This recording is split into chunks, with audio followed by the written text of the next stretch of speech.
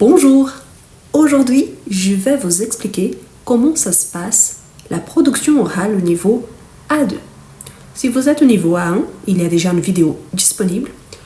Par rapport au niveau B1, c'est très proche, mais quand même, je ferai une vidéo à ce niveau, mais je vous invite quand même à regarder cette vidéo car elle vous donnera une idée de ce qui vous attendra par rapport à votre niveau. Le même par rapport au DELF B2, le TCF, ou si vous voulez juste vous préparer pour parler directement avec quelqu'un. Si vous êtes nouveau ici, je m'appelle Rose Gomez. Je vous invite à vous abonner, à liker cette vidéo, à laisser un commentaire si vous avez déjà passé une évaluation comme celle-ci ou si vous allez passer prochainement. Et en plus, je vous invite à devenir membre de cette chaîne et ainsi encourager mon travail. Vous êtes prêts? Eh bien, ainsi que le DELF A1, le DELF A2, il est composé donc de cette production orale qui c'est une des compréhensions obligatoires parmi 4. On a la compréhension orale, la compréhension écrite, la production orale et la production écrite. Chaque compréhension a une valeur de 25 points. Et vous devez avoir au minimum 5 points pour ne pas annuler votre évaluation, votre passation. Si vous obtenez moins de 5 points, vous êtes éliminé automatiquement. Eh bien, la compréhension orale et écrite, elles sont, ainsi que la production écrite, elles sont faites dans une salle avec tous les candidats, donc on appelle ça des épreuves collectives. Tandis que la compréhension orale, elle est faite individuellement, donc c'est seulement vous et votre examinateur. Ça dépend du centre, parfois on a 2 examinateurs, mais normalement c'est à partir du niveau B1 voire B2 qu'il y a 2 examinateurs, sinon on a seulement 1. Eh bien, si je regarde un petit peu vers le bas, c'est parce que j'utilise mon ordi avec mes notes pour ne rien oublier. Eh bien, l'épreuve, elle comporte 3 parties, telles que le DELF A1.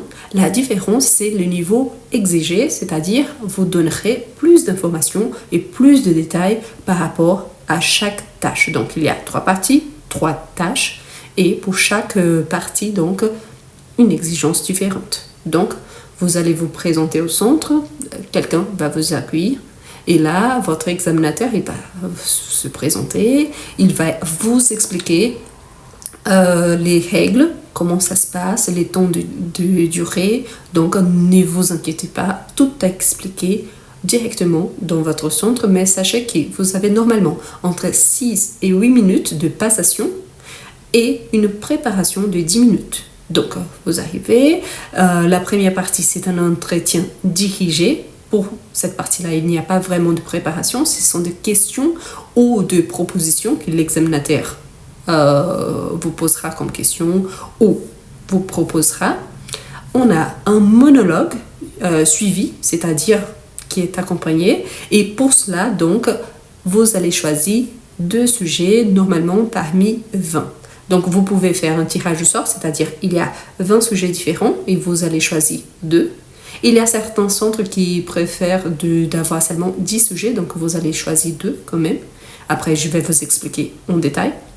Et le même arrive par rapport à la 3e partie. Et la 3e partie, c'est plutôt un jeu de rôle. Donc là, le niveau, il est un petit peu plus difficile, mais je vais vous expliquer. Normalement, vous avez à peu près 15 sujets. Vous allez choisir 2 parmi les 15 et après, vous allez choisir un des 2. Et je vous explique. Donc, vous êtes arrivé, la première partie, ne vous inquiétez pas, la passation, elle se passe d'un seul coup, c'est-à-dire tout ensemble. Mais vous arrivez. D'un côté, vous avez donc les sujets correspondant à la 2e partie, donc vous allez choisir 2 parmi 20 ou parmi 10.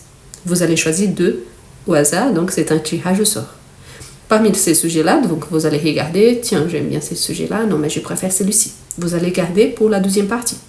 Ensuite, vous allez faire la même chose par rapport à la 3e partie. Donc, il y a à nouveau 15 sujets, parfois 10. Vous allez choisir 2 à nouveau. Vous avez déjà un que vous avez choisi pour la partie 2. Maintenant, vous allez choisir 2 à nouveau. Parmi les 2, vous allez regarder et vous allez choisir seulement 1. C'est ça. J'ai déjà entendu des gens qui disaient « Ah non, mais je suis arrivé au centre, donc c'était l'examinateur qui a choisi 2 sujets et j'ai dû choisir sans regarder l'un des sujets. » C'est possible. Donc, les centres, il a cette liberté de choisir la façon comme il va appliquer. Par contre, selon la consigne officielle, normalement, c'est comme ça. Donc, vous n'avez pas le droit de choisir parmi les 15 en regardant les sujets. Mais vous pouvez choisir 2 au sort. Et ensuite, vous allez les regarder et choisir l'un des 2. Voilà. Donc, vous avez un sujet pour la deuxième partie et un sujet pour la troisième partie. Donc là, vous serez invité à patienter dans une salle de préparation. Et là, vous avez 10 minutes, donc vous allez bien lire vos sujets de deuxième et troisième partie et vous allez commencer à vous préparer. Pourquoi ? Parce que bientôt, vous allez passer devant l'examinateur. Et là, c'est la partie plus intéressante. Je sais qu'il y a le facteur stress, l'angoisse, parce qu'on ne sait pas vraiment comment ça va se dérouler, mais ne vous inquiétez pas.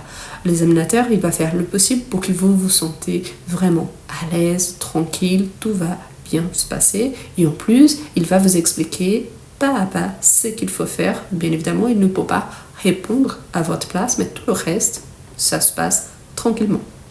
Eh bien, finalement, vous avancez et vous arrivez devant votre examinateur et là, il y a donc la première partie, c'est l'entretien dirigé. C'est la partie qui n'y a pas de préparation parce qu'on ne sait pas vraiment ce que l'examinateur il va nous poser comme question. Donc là, bien, l'examinateur il invite le candidat à se présenter en lui posant des questions sur sa famille, ses amis, ses études, ses goûts, etc. Et l'examinateur il peut poser des questions supplémentaires. Par exemple, vous vous appelez comment ? Présentez votre famille. Parlez-moi du lieu où vous habitez. Au lieu de demander vous habitez où, donc parlez-moi du lieu où vous habitez. Quels sont vos loisirs préférés ? Que faites-vous quand vous rencontrez vos amis ? Donc tout ce qu'il s'agit d'une question adaptée au niveau A2, là on peut le poser. Quel est votre film favori ? Quel est votre chanteur favori ? Quel a été le film que vous avez aimé le plus ? Quel est le livre que vous avez aimé le plus et pourquoi? Donc ce sont des questions, mais là vous voyez qu'il y a plus de détails que vous allez ajouter. Si au niveau 1, si je vous poserai de la question par exemple, vous vous appelez comment? Et la réponse A, je m'appelle Rose. Ici il faut donner plus de détails. Je m'appelle Rose Gomez, je suis brésilienne, donc je suis franco-brésilienne, mais là pour notre exemple, donc je suis brésilienne. J'habite à Lyon depuis 7 ans et là je vais enchaîner des informations bien évidemment. Pensez toujours que l'examinateur il va vous guider. Donc vous répondez selon la question posée. Donc quand il dit vous vous appelez comment? Donc je m'appelle Rose Gomez. Donc présentez-moi votre famille. Donc ma famille est composée par mon père, ma mère.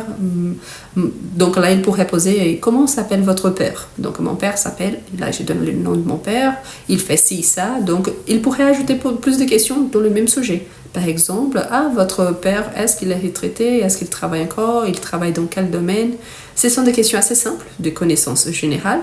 Mais c'est juste pour vérifier si vous êtes capable de bien comprendre la question et ensuite donner une réponse. Si vous êtes très stressé, ne vous inquiétez pas. L'examinateur, il peut soit reformuler la question, soit vous expliquer et parler doucement de façon qui soit compréhensible.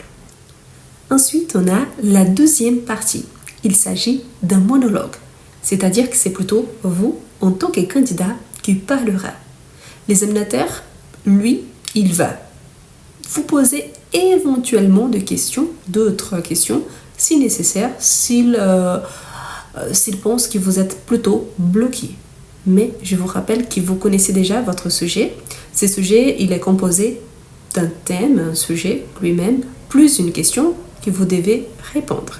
Et là, ça dure à peu près 2 minutes. Donc, ce n'est pas assez pour que vous vous trompez trop ou que vous soyez hors sujet. Je vous donne un exemple. Mer ou Méditerranée? Où préférez-vous aller en vacances? À la mer ou à la montagne? Pourquoi? Racontez vos dernières vacances dans l'un des deux endroits. Je vous donne un exemple. Moi particulièrement, j'aime bien la mer. J'ai rien contre les montagnes, mais je préfère bien la mer parce que j'adore m'allonger sur le sable et lire un bon livre. Et en plus, cet été, mon mari et moi, nous sommes partis en Normandie, donc on a pu visiter les plages du débarquement. Donc ça a été un moment de revisiter l'histoire du pays et de découvrir toute une histoire que soit je ne connaissais pas vraiment, soit je ne connaissais pas en détail. Et en plus, à la plage, c'est excellent parce qu'on peut bien profiter, soit le matin, quand le soleil se lève, et les couchers de soleil à chaque jour, c'est tout simplement merveilleux. J'adore cette sensation de marcher le pied dans le sable, de toucher l'eau de mer qui nous touche direct ou indirectement, et aussi la sensation de pouvoir se baigner quand il fait trop chaud. Vous voyez que c'est juste un petit exemple, mais pour illustrer ce qui vous attend.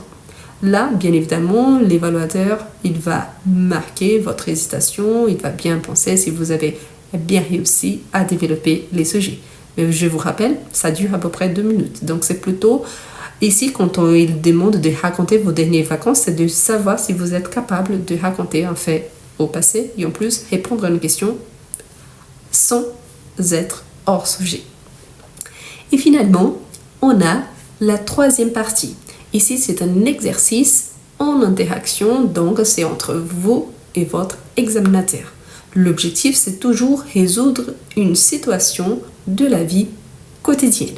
Donc là, le candidat, il doit dialoguer avec l'examinateur afin de résoudre une situation de la vie quotidienne. Ne vous inquiétez pas, je vais vous donner un exemple.